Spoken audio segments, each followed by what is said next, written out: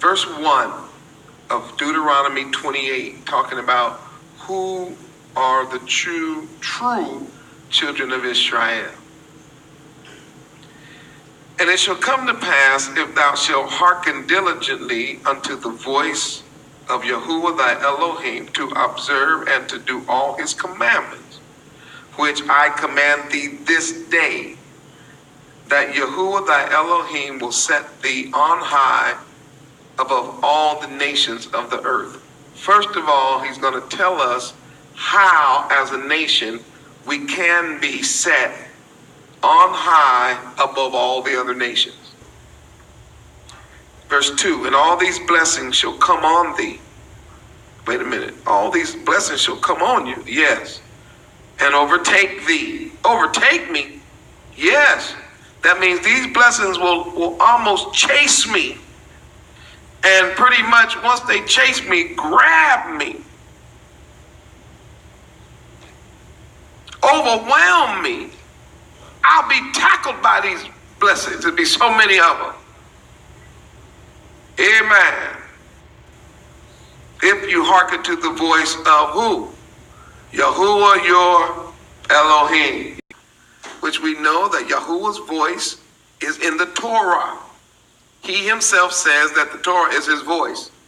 And many times I've given you examples of the many different words used to describe Torah. One of the words to describe Torah is word. Another word to describe Torah is his will. Another word to describe Torah is the law. Another word is commandments. Another word is what he just says here, the voice of Yah. And I could go on and on and on. Okay? Blessed shalt thou be in the city, and blessed shall thou be in the field. Blessed shall be the fruit of thy body. That's all you got to do is obey his voice. And it means your kids going to be blessed. And the fruit of thy ground, your agriculture. And the fruit of thy cattle, the cattle. And the increase of thy kind, and the flocks of thy sheep. And blessed shall be thy basket and thy store. So you know that the basket is what you carry. And the store is your storehouse. Blessed shall thou be when thou come in, and blessed shall thou be when thou goest out. You're going to be so happy to come home because it's full of blessings. And when you leave home, you're going to be happy because when you go out, you're still going to be a blessed person. Yahuah shall cause thine enemies that rise up against thee to be smitten before thy face. You will see, he says, when you obey my voice, I'll fight your battles. Do you see it? They shall come against thee how many ways? One way, and flee before you 7 ways. He says, I'm going to scatter them. And of course, that word scatter represents the number of perfection. So I'm going to perfectly scatter your enemies from you. Yahuah shall command blessings upon thee in thy storehouse. Wait a minute. Even if the devil don't want you blessed, your neighbors, your enemies, it won't matter because Yah says, if you hear my voice, I'm going to command the blessing. Just like he commanded the sun to shine and it starts shining, and the moon to glow, and the birds to fly, and the fish to swim, he can command the blessing. He said he would. And in all that thou settest thy hand to do, and he shall bless thee in the land which Yahuah thy Elohim giveth thee. Yahweh shall establish thee a holy people, set apart unto himself, as he has sworn unto thee. Now here's the kicker. If all this will happen, verse 9, if what? Talk back, y'all. If thou shalt keep what? Commandments of Yahuah thy Elohim, and do what? That's what he said. All of these things will come upon you. You'll be a super blessed, super satisfied person if you just hear his voice, obey his commandments, walk in his ways. Very, very simple formula. So the identification mark of the people of Yah, based on the blessing side, is by following Yah. This will be your position in the earth. He will command the blessings. Verse 10. And all people of the earth shall see that thou art called by who? The name of Yahweh or Yahuah. And they shall be afraid of thee. That word means they will reverence you. They will respect you. There will be a godly fear that they will have of you because they know that Yahuah, your Elohim, is your Elohim.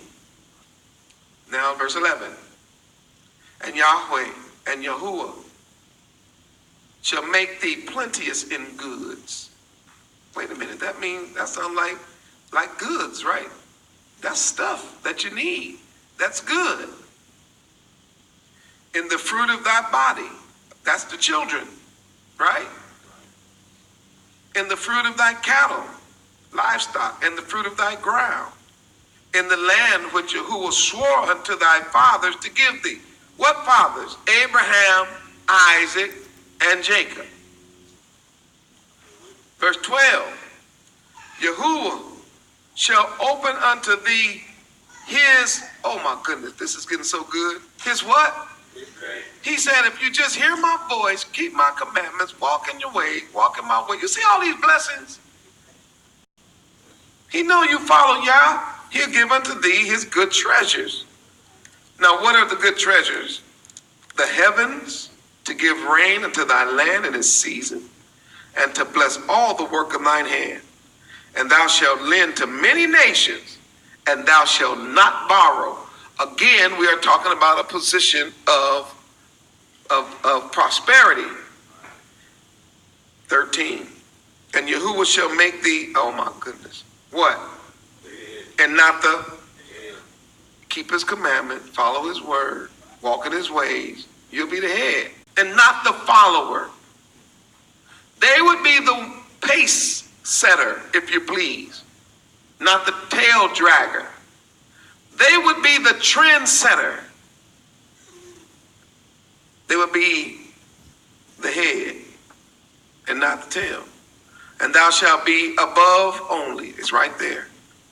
And thou shalt not be beneath. If thou hearken, he says it again, if thou hearken unto the commandments of Yahuah thy Elohim, which I command thee this day to observe and, talk back again, do them.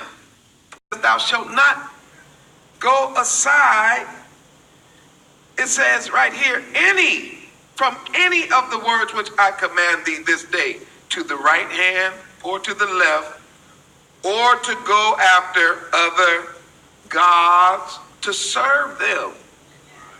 That means I don't want you participating in anything that has pagan roots. I don't care if it's Christmas, Easter, Mother's Day, Halloween, or whatever.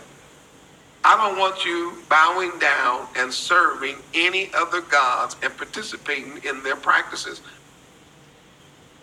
So, do you see the blessings? Verses 1 through 14. Let's quickly review. How do we get these blessings?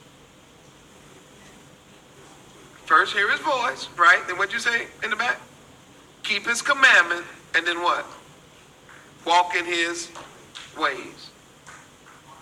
Hear his voice. That's like what we're doing tonight by reading the manuscript.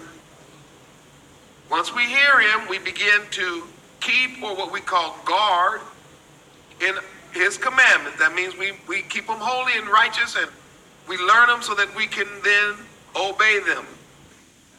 We don't kick them to the side. We don't say that they're no longer valid. We don't say they don't apply to us. We don't pick and choose the ones we like. Oh, we got 10 commandments, but let's get rid of one. So we're going to have 10 minus one because this one's been fulfilled and all that kind of stuff. Listen, what we want to do is exactly what he said. Keep all the commandments. And don't turn to the what? right? Or to the, and he said, I will bless your house. I'll bless your kids. I'll bless your journey as you go out. When you come home, you're going to be so happy because your house going to be blessed. When you go outside, look in the barn, it's going to be full. You're going to be blessed. When you watch your cattle give birth, they're going to be healthy. When you watch your garden put on fruit, it's going to be good. Even your children are going to come out good because I'm going to bless the fruit of your body. And then when the enemy come against you, I'll fight him off. Don't even worry about that. Don't worry about the enemy that rises up, because I will be your, watch this, master of armies. I used to sing the song back in the day. We don't sing this no more, but they used to say he's a battle axe in a time of trouble. Verse 15 says, but, oh boy, my goodness, there it is. He said, but, now this is what I will do. I promise you. Now look, the first 14 verses is just, it's the same amount of Torah. I mean, it's just as much Torah or truth or teaching than the rest of the chapter. But notice, he point blank says, all you got to do is hear my voice, keep my commandment, walk in my ways, and don't let anybody turn you one way or the other. Because that's what these new-fangled modern Christianity is doing. On every turn, on every step, they got a way of turning you against Yah's word in one way or another. He said, don't do that. Now, let's look at verse 15. But, it's right in the Bible. That word but is a contrasting conjunction. It means, okay, if you do these things, this is what's going to happen. But if you don't, it shall come to pass, if you will not hearken to the voice of Yah. Remember, he told you to hearken, all these blessings. So he just starts over. He said, but if you don't hearken to the voice of Yahuah thy Elohim, to observe, to do all his commandments, didn't have no second thing, right? He said, first hear, and then do the commandments. So he says, now if you don't hear me, and you don't do all, not some, all his commandments, and his statutes, which I command thee this day, that all these, talk back, curses. So the first side, he says all these blessings.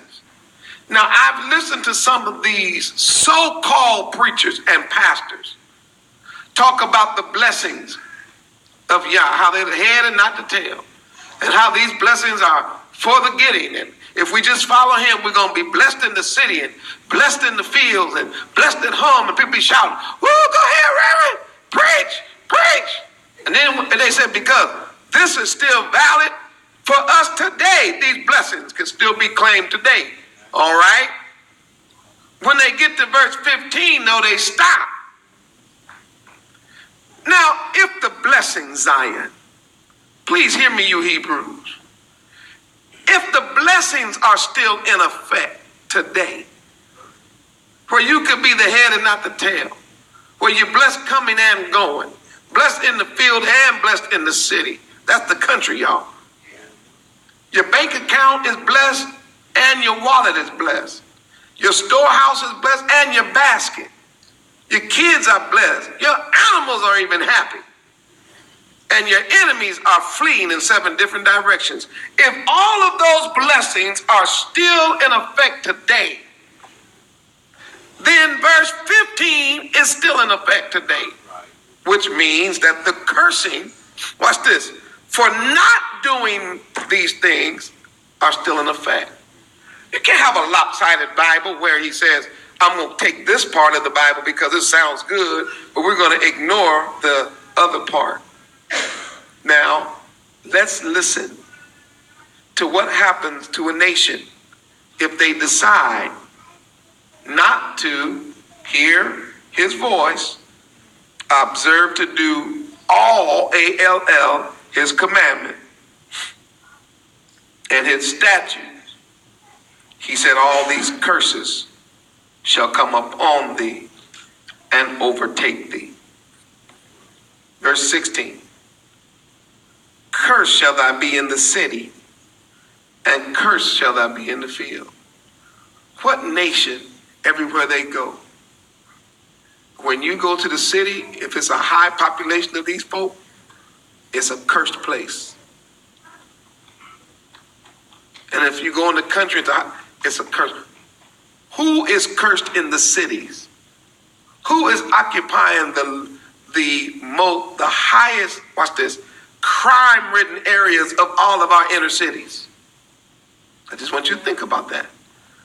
Who is cursed in the city? Cursed shall be thy basket and thy store. Who as a nation is broke? And who's, watch this, the basket that you have, most of it is in there because of drugs. Whether it's weed, crack, cocaine, or something. Because the average person don't have no money or they got it illegally. I want you to think about this now. Cursed be the fruit of thy body. He said, if you don't obey me, your kids gonna come out terrible. And whose kids are actually coming out terrible today and defying their parents, defying education, shooting each other in the streets, fighting each other. And the fruit of thy land and the increase of thy kind, and most of us don't even have land at all anymore. Cursed shalt thou be when thou come in. Some of us don't even want to go home because we know when we go home, we got to go home to what? Trouble. Cursing. Cursed shall thou be when thou go out. And Yahuah shall send upon thee cursing. Wait a minute. He told us before he was going to send blessing if we obeyed him, but he also has the power to send cursing. Now, the word curse, let me just give you a definition. The biblical word for curse means to be hemmed in with unfavorable circumstances, regardless of how you want to look at it. He's saying, I'm going to make your circumstances anything but favorable. And Yahuah shall send upon thee cursing, vexation. That means you're going to be vexed. And rebuke. People are you're going to be disciplined. In all that thou settest thy hand to do, until thou be destroyed, until thou perish quickly because of the wickedness of thy doing. You know what that tells me? That not listening to Yahweh's word and not keeping his commandments and not walking in his ways is considered by him wickedness. Anytime we don't keep his commandments and his word, he considers, and walk in his ways, he considers that behavior wickedness. Now I'm going to read. Whereby thou hast forsaken me. Verse 21. Yahuah shall make the pestilence to cleave unto thee. That's sickness. Just think in your mind. I know some of y'all just came in late. I want you to think of a people group who right now is plagued with most diseases per capita. He says, pestilence will cleave unto thee until he have consumed thee off the land, whether thou goest to possess it. Yahuah shall smite thee with a consumption, and with a fever, and with an inflammation, and with extreme burning, and with the sword, and with blasting, and with mildew, and they shall pursue thee until thou perish. These are all the diseases and their effects that they have on us. All right? And of course, the inflammation. How many of us got inflamed joints and all that kind of stuff? Amen. And extreme burning. Some of us got problems, especially with sexual problems. Got all the venereal diseases that causes burning and swelling and all that. We live in the worst places, so we got mildew. Got problems, I'm telling you. And thy heaven over thy head shall be brass, and the earth under thy feet shall be iron. Some believe that represents that there will be no rain in due season, and the ground itself will be hard as iron. Other people actually believe that this speaks of the fact that many folk will be in prison houses. Yahuah shall make the rain of thy land powder and dust. From heaven it shall come down upon thee until thou be destroyed. Yahuah shall cause thee to be smitten before thine enemies. Thou shalt go out one way against them and flee 7 ways. Wait a minute, it's flipped over. I thought we were the ones that were going to be, they would come against us one way and flee 7. He said, yeah, but that's only if you follow me. If you don't follow me, then you can see it.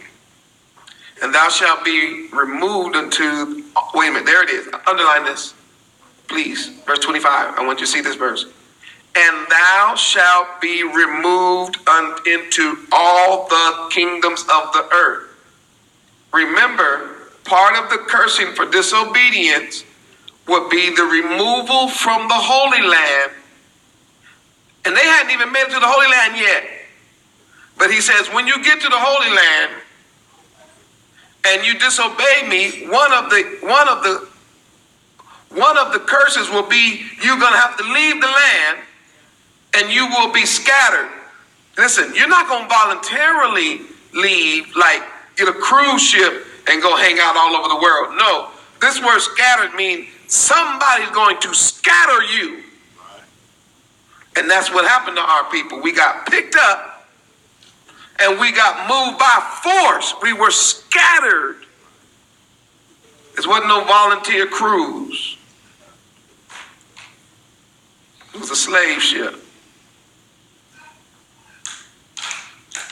And thy carcass shall be meat unto all the fowls of the air, the beasts of the earth, and no man shall fray them away. During this month, haven't you all been seeing those pictures of all of these black men here in America hanging on trees?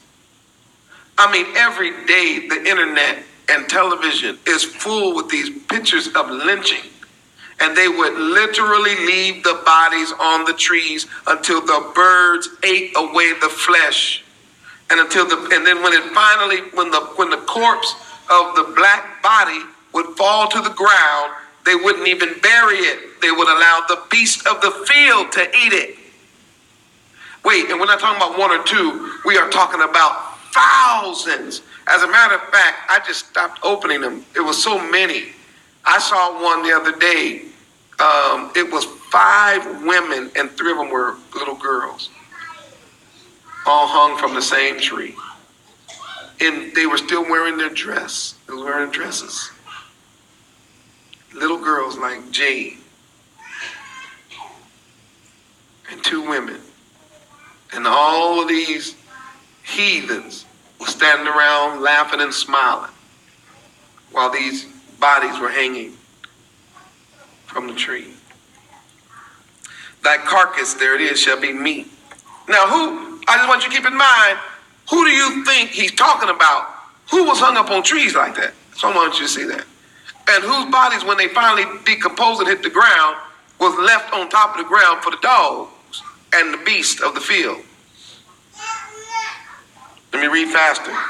Verse 27. And Yahuah will smite thee with the botch of Egypt, and with emerods, that's hemorrhoids, and with the scab. Notice how most of our sisters now, their heads are full of sores because of all the chemicals and processes and weaves and braids and other people's hair they've been putting in their head. And then after a while, they just end up having blotches and scabs and stuff. That's actually prophesied in another book of the Bible. And with the itch, wherefore thou canst be healed. And Yahuah shall smite thee with madness. You ought to see, just walk around. I live in the city in San Francisco, you know.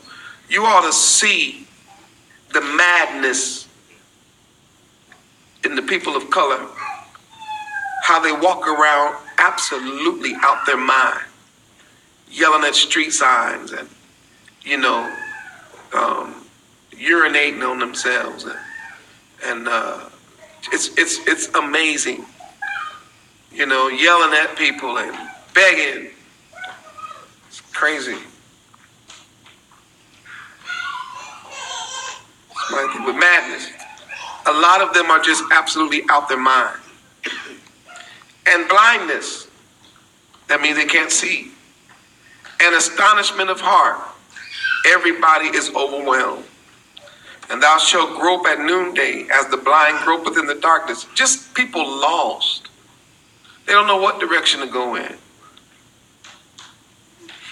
And thou shalt not prosper in thy ways. And thou shalt be only oppressed and spoiled evermore, and no man shall save thee. Now that word means everywhere you go, you're gonna, when you see this group of people, it will completely be a scene of oppression. Because everybody in the world seems like feel that they can take advantage of the so-called black Negro. But they don't know that he's really the Hebrew. It's part of the curse that everybody seems to be able to talk about them. Everybody has jokes about us. We are oppressed. Everybody oppresses us. And no man is to rescue us. Do you see that word where it says no man shall save thee? Have you noticed that every time our nation produces a leader, it does nothing for the people? Not one person has been able to deliver us and make us a better nation and get us back in the land. And I don't care who you talk to, who you talk about, from Martin to Malcolm to Frederick Douglass to Marcus Garvey. I don't care who it was. No one was able to actually save us from our plight. As a matter of fact, today it seems that our plight is even getting worse. Watch this. Thou shalt betroth a wife, and another man shall lie with her. Do y'all remember what happened during slavery over here? Your marriage didn't mean nothing.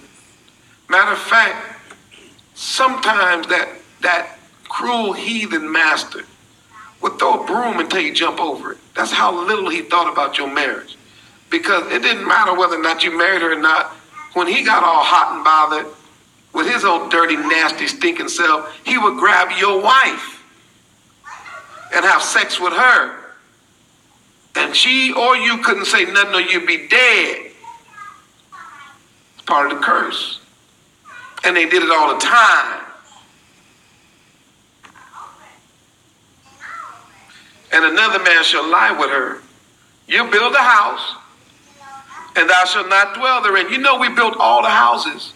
Well, I just want you to think, what nation built all the houses here in the South that are still mansions and what they call plantations to this very day? They have tours where you can go in the South and go to these plantations, and they got like a tour bus. They're still standing, Zion. Who built the White House?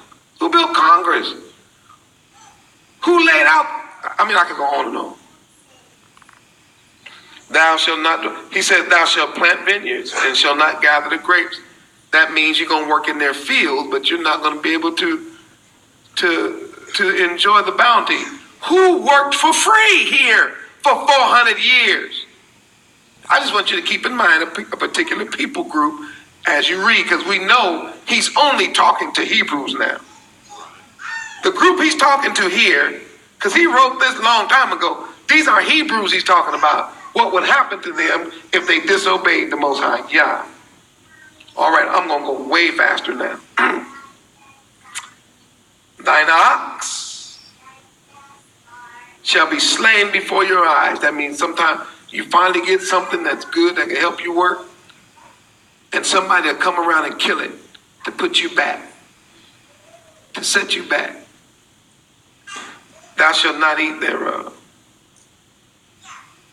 Thine ass shall be violently taken away before thy face. Thou shalt not be restored. And shall not be restored unto thee. Thy sheep shall be given unto thine enemies, and thou shalt have no one to rescue them. Again, pointing to the fact that you will be helpless in that day. Thy sons and thy daughters shall be given to another people. Wait a minute. He's telling this group that their descendants will be given to another people group. Watch this. And thine eyes shall look and fail with longing for them all day long, and there shall be no might in thine hand. The picture here is they're going to be taken from you, and you're going to be weeping and wailing, just like if somebody was to walk in this room right now and take my child. And he says, and you'd have no might. In other words, he promised that the children of Israel's descendants would eventually get taken, and during the time they would be taken, Israel would have no power to keep them. It was prophesied. This is for his people, and these curses are for their chastisement for throwing away or trampling over or disregarding his Torah. I'm going to keep reading now. The fruit of your land and all your labor shall a nation which you know not eat up, and you shall be only oppressed and crushed always. How can a nation that Israel knows not eat up and oppress them? Okay, so we're going to get into some nations that these people have gone through, and they're going to oppress them. So they don't know who it is yet. We're going to find out. Yahuah shall smite you in the knees and in the legs with a sore botch that cannot be healed from the sole of your foot unto the top of your head. Yahuah shall bring you and your king, which you shall set over you, unto a nation whether you nor your forefathers have known, and there you shall serve other Elohim, wood and stone. Okay? And you shall become an astonishment. This is not a good thing, an astonishment. Astonish in how the heck did this happen when these are Yah's people. A proverb, not a proverb like a good thing. No, you're going to be a proverb, meaning people are going to use you as an example and talk about you negatively for this. And a byword like nigger, coon, spook, these things that are not only in America that people of color are called these things. They're called it all over. All these people who carry these curses all over have become bywords. They're oppressed. They're looked down upon. Okay. And it says, but among all the nations, whither Yahuah shall lead you. All the nations. So it's going to be more than one nation. You shall carry much seed out into the field and gather but little, for the locust shall consume it. You shall plant vineyards and dress them, but shall neither drink the wine nor gather the grapes, for the worm shall eat them.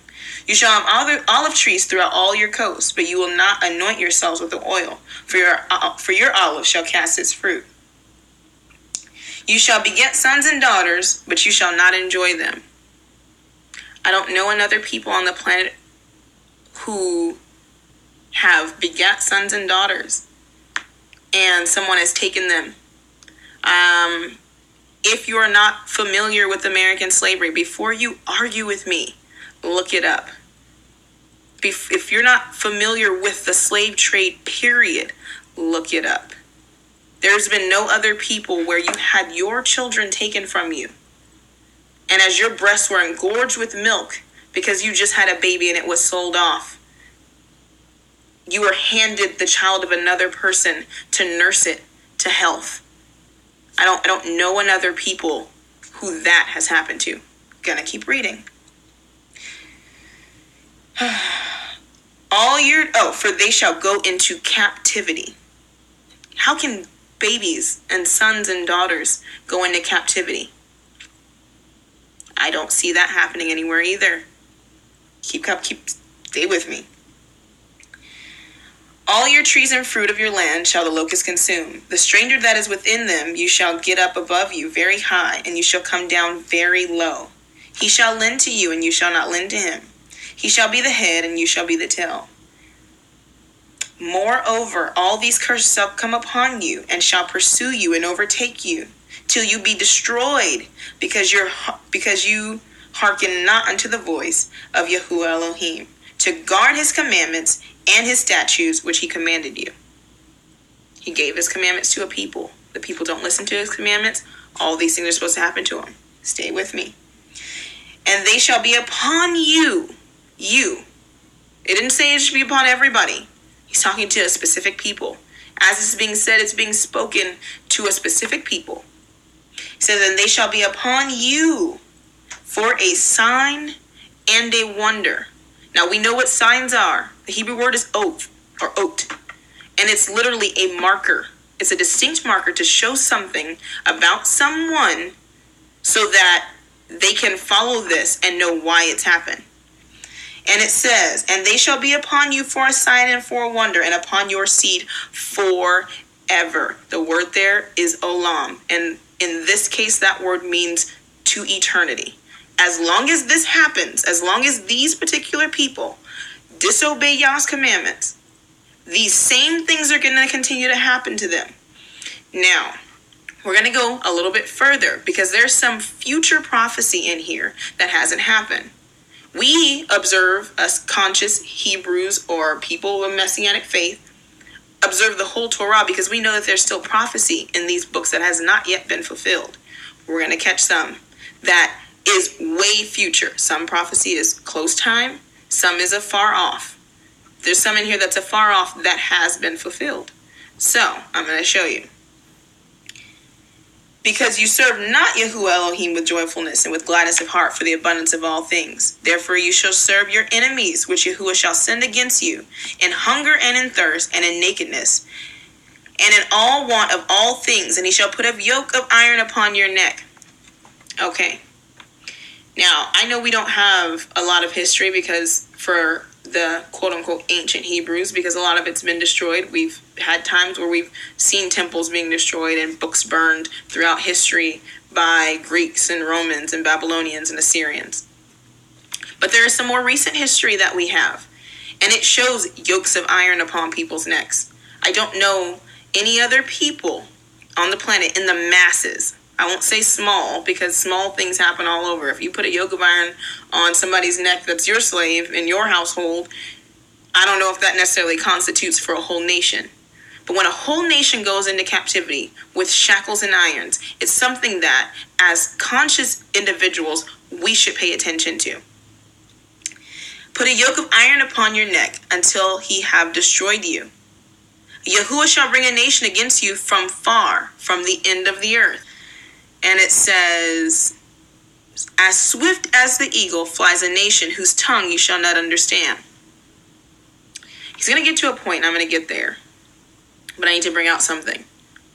Egyptian is not a nation and a language that they didn't understand.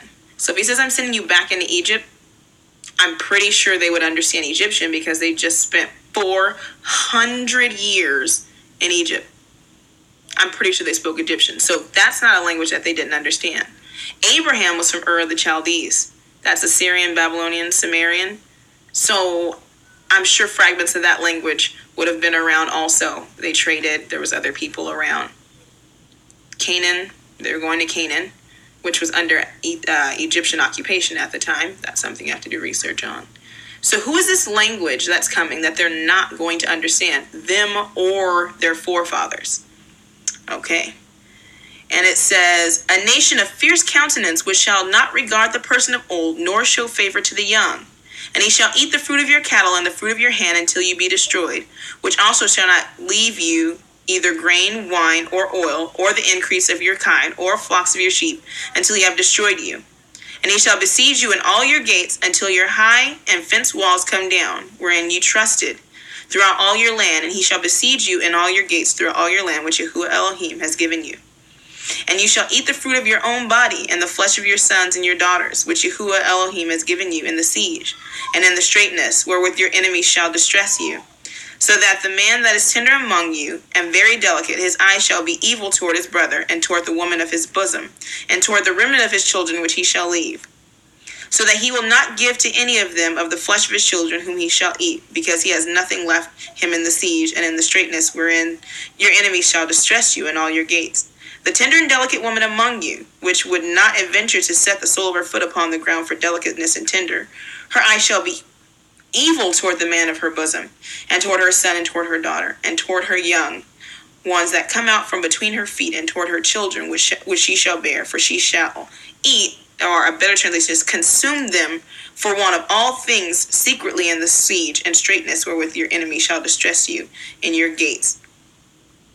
If you will not observe to do all the words of this Torah that are written in this Sefer or book, that you may fear this glorious and fearful name, Yahuah Elohim, then Yahuah will make your plagues wonderful, and the plagues of your seed, even great plagues, and of long continuance, and sore sickness, and of long continuance. He says it twice. Yah doesn't say anything twice on accident.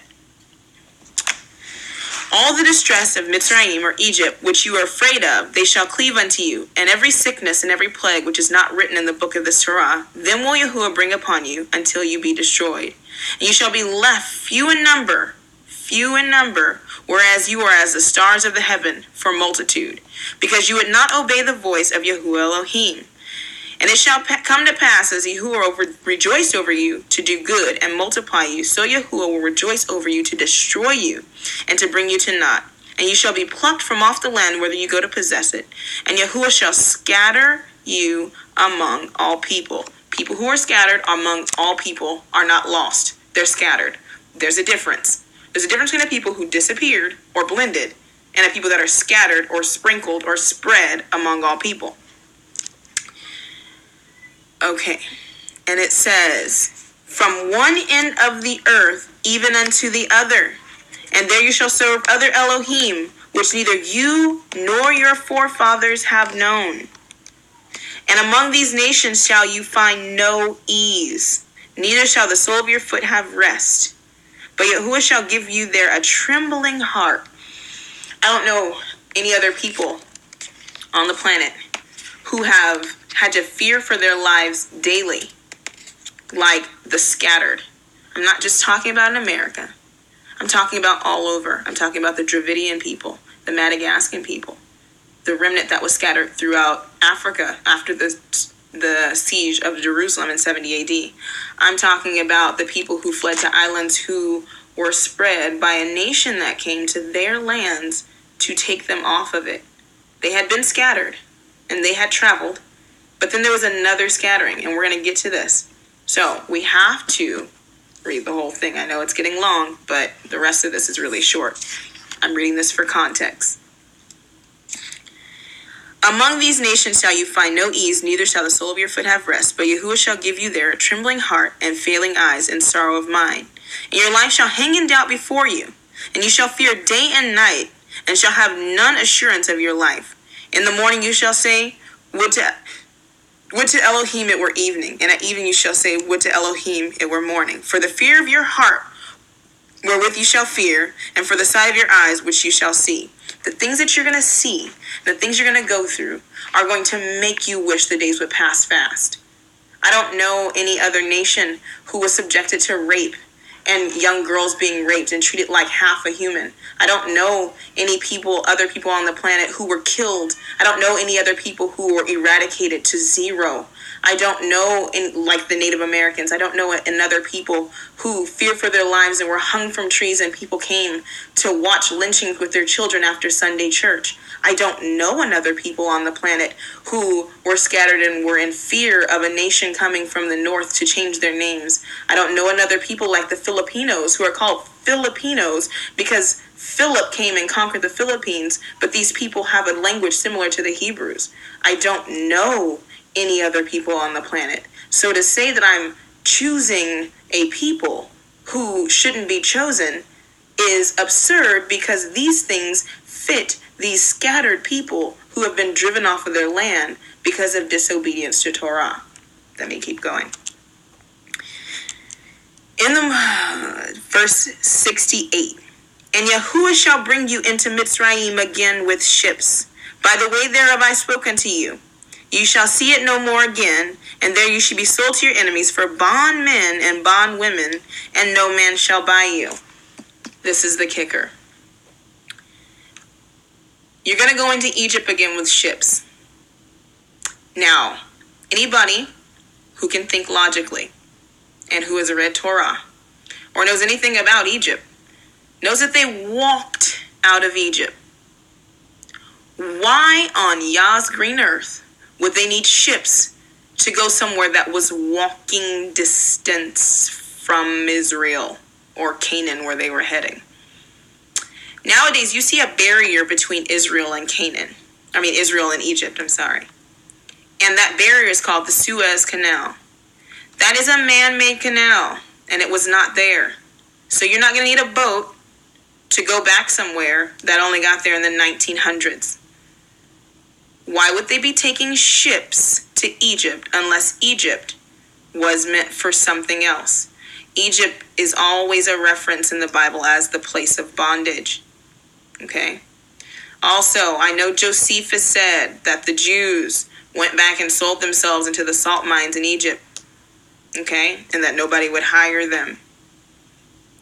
Josephus didn't see the American slave trade, and he didn't see cargo ships full of people stacked to the brim with shackles around their necks being shipped all over the world.